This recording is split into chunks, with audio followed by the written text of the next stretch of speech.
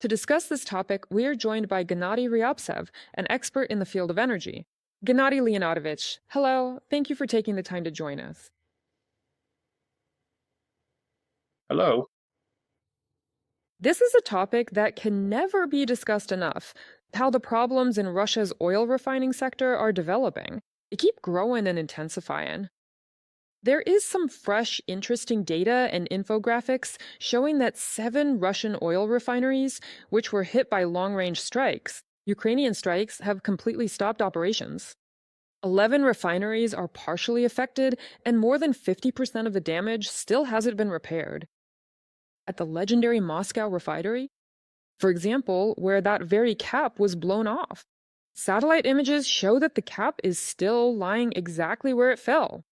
And here, your assessment is interesting. Why hasn't the Russian Federation been able to restore these facilities? Will it even be possible to restore those 11 refineries? The ones that are partially operating, are they running because they've already been repaired, or is it just the strikes hit certain specific sectors of these plants? And what does the future hold for this entire industry, considering that out of 26, 18 have already been partially or completely shut down?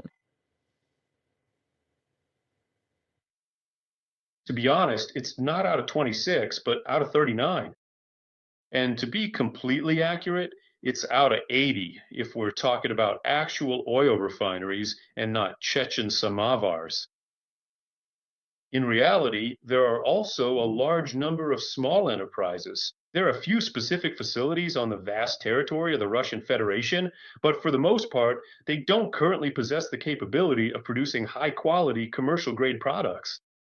It is truly remarkable to consider the exceptionally high level of manufacturing quality that was required in order to effectively fuel the production of those low quality vehicles, often referred to as buckets and nails, which were consistently produced by the Vaz automotive plant, along with a wide variety of other different industrial Russian factories operating at that time.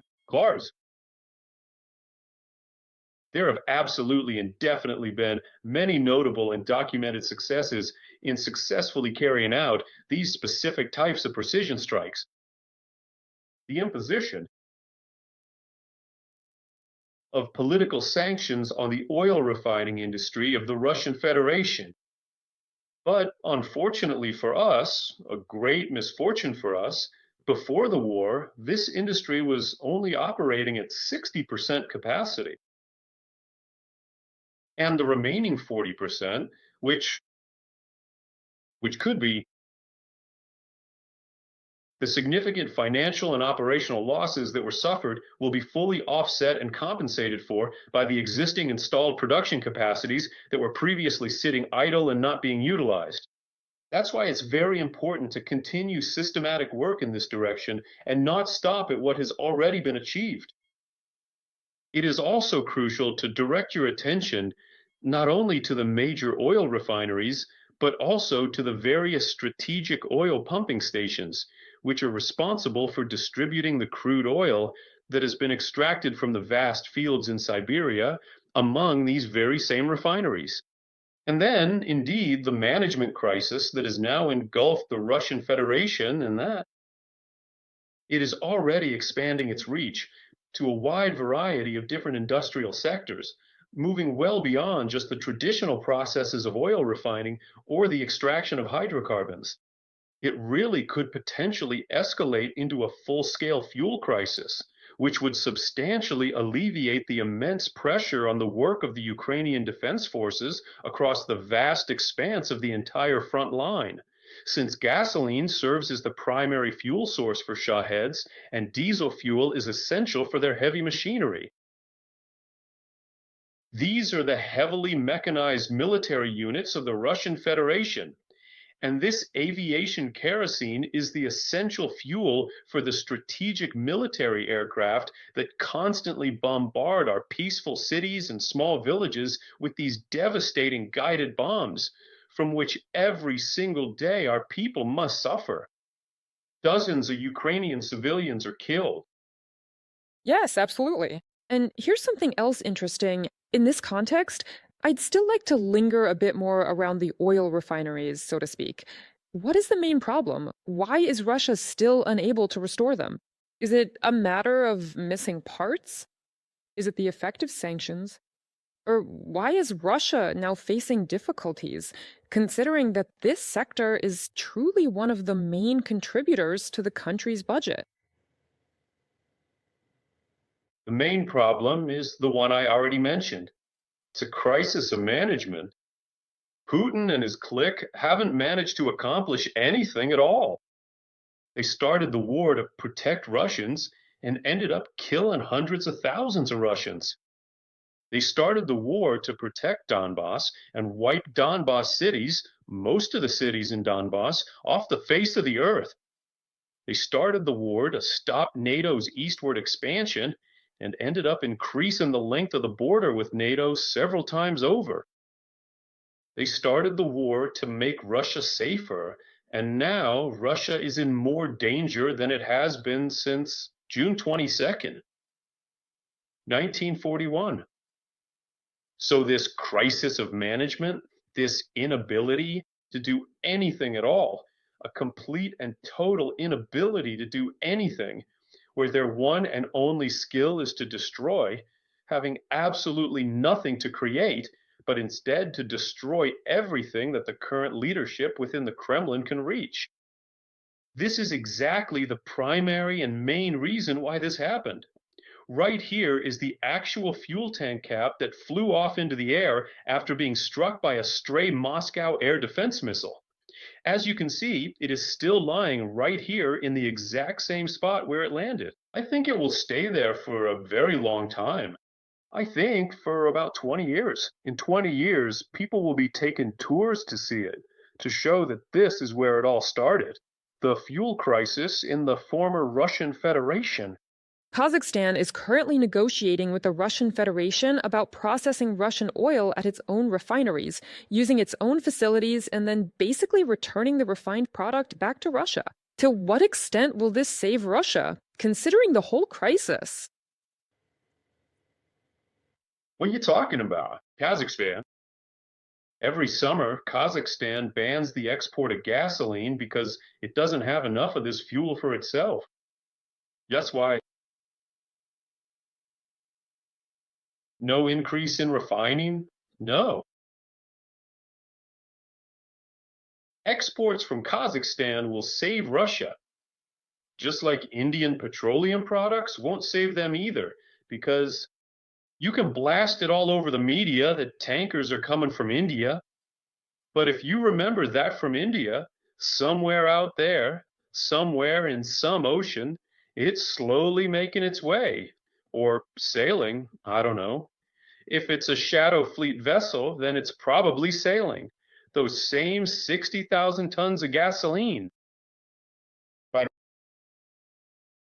considering that Russia consumes 110,000 tons every day, what difference can those measly 60,000 tons make? And that's all India has. Well, technically, they have more, but you'd have to pay for it in rupees. And the rupee isn't a convertible currency in the world market. That is precisely why it is going to be absolutely fascinating and quite revealing to watch exactly where, in point of fact, the Russians will somehow manage to source and acquire all of these Indian rupees just to pay their so-called strategic partners. I know, I have already used air quotes so many times now, but that is really what they are.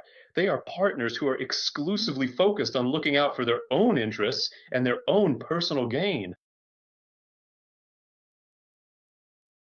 Considers the Russian Federation as their own raw materials appendage. All the fuss around Putin's favorite project, Power of Siberia 2, is just further proof of that. Actually, China doesn't really need Russian gas, and China doesn't necessarily need Russian energy resources at all right now.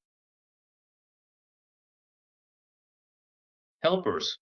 What China wants is Russian land in large quantities.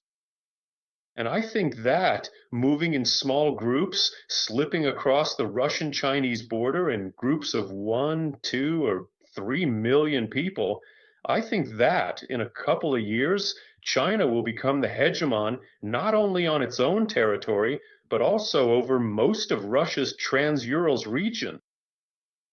It seems that's exactly where the Russian Federation is being led by the president. Yes, well, as you rightly mentioned, we still have a few more years to wait before we can finally see these results. While we're still on this topic, I'd like to talk about the shadow fleet. You mentioned that some Russian oil is being shipped to India. Right now, Russia is definitely having difficulties with this, since more than 200 vessels have already been hit by the Ukrainian armed forces. How does this affect the revenues, first and foremost? Of the Russian war machine? How is what they've already lost defending the Mao? Because of this, and what will it lead to? After all, as you mentioned, not only do they have nothing to deliver, but nobody even wants it. What kind of picture does this stand? As for what was destroyed in the Black and Azov seas, those were more like rust buckets than tankers. They were trying to deliver at least something to occupy Crimea. They attempted to facilitate the movement of oil onto those specific tankers that were anchored and still are currently laid up in various designated zones within the Black Sea, where they remain stationary while waiting for the eventual loading of sanctioned Russian crude oil for export. Because these massive, heavy duty oil tankers are simply far too large to safely dock at the long, outdated, and crumbling concrete piers found in Novorossiysk, Tuapse, and various other major Russian shipping ports along the coast. So it is important to understand that this situation represents much more of a highly specific and isolated case rather than being something that significantly impacts or even affects the entire broad spectrum of all Russian exports currently on the market. Yes, it continues. And unfortunately, the Russian government in Moscow is currently earning unprecedented and massive windfall profits from global oil trading, largely thanks to the current American administration and the recent American foreign policy adventure in Iran, which has actually allowed Vladimir Putin to more than compensate for those significant financial losses. Financial losses totaling significantly more than $10 billion that the Russian government in Moscow suffered as a direct result of sustained and strategic long range aerial strikes carried out by Ukraine's defense forces on various critical Russian oil refineries and energy infrastructure. Now, I sincerely hope that as a direct result of the recent official trip by the high ranking military and political leadership of Ukraine to Washington, D.C., and as a result of the comprehensive and strategic negotiations held in Washington, a firm agreement will finally be reached for the government of the United States of America to stop. This is ultimately helping Vladimir Putin by providing the necessary capital to sustain and finance the ongoing military conflict in Ukraine.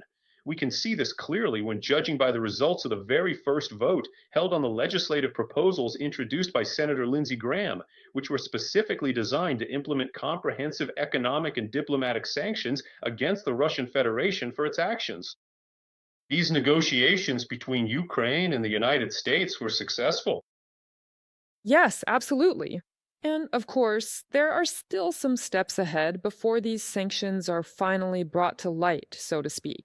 There's several rounds of voting ahead. In particular, experts say it will take a few months for this. Of course, as soon as all of this is implemented, we will definitely continue to discuss the impact of all this on the Russian energy sector and the Kremlin's revenues. For now, I want to thank you very much for finding the time to join our broadcast. We're always glad to see you, Gennady Leonidovich. We were joined by Gennady Ryabtsev, an expert in the field of energy. For today, I, Yulia Gorovaya, am saying goodbye to you.